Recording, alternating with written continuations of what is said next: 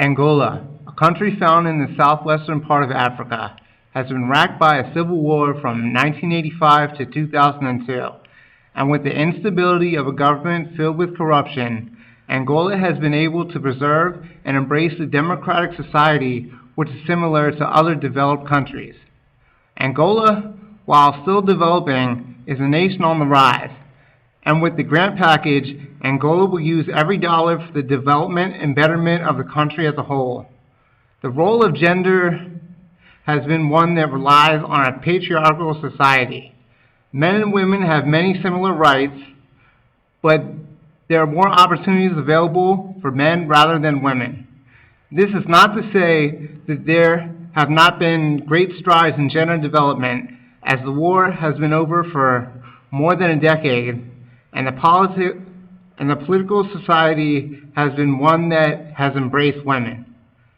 As Angola's current government is about 20% composed of women, the development of women is only one of the many ways we would use this grant.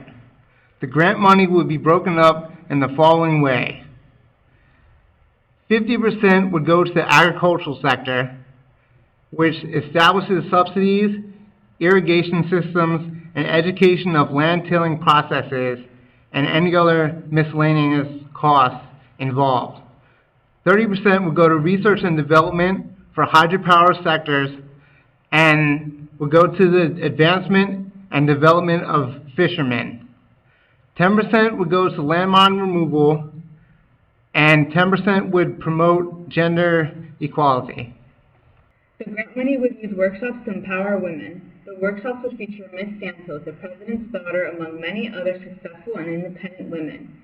In addition, the grant would provide incentives to selective companies that hire a certain percentage of women.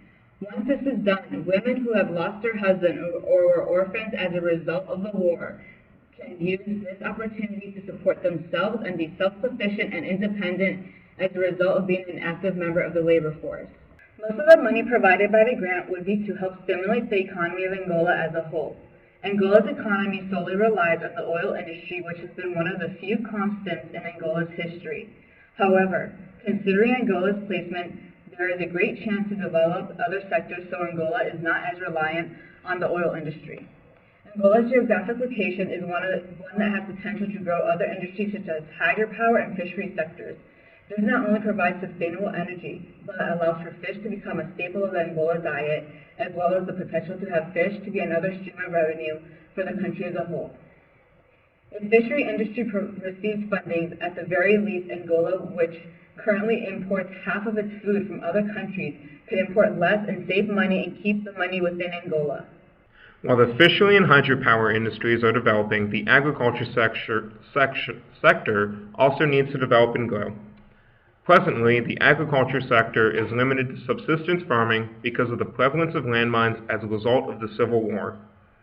The grant would spend most of its resources in the development of agriculture, which would not only further limit the amount of food imported, but has the potential to be exported if enough landmines are removed. The landmines would be removed by dogs and rats trained to smell out many of the chemicals used in landmines, thus making the land safe and able to be used for farming.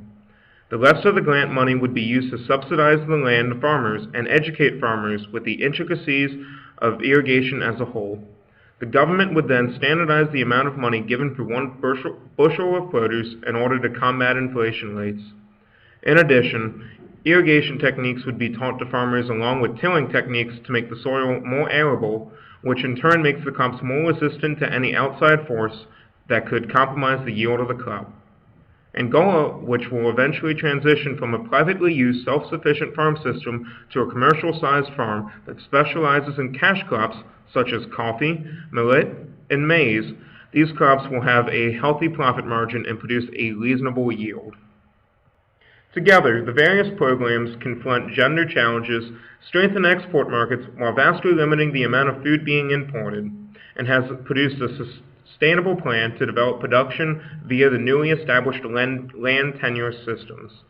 One can only fathom the sheer magnitude of the problems that Angola faces, But with a properly funded program, we can help Angola recover from a destructive civil war while building Angola's economy and improve the quality of life for the impoverished citizens of this developing nation. When the funds are appropriated correctly according to our plan, we can restore the prestige of this war-stricken nation. We hope you enjoyed our presentation. At this time, we will gladly take any questions or comments that you may have.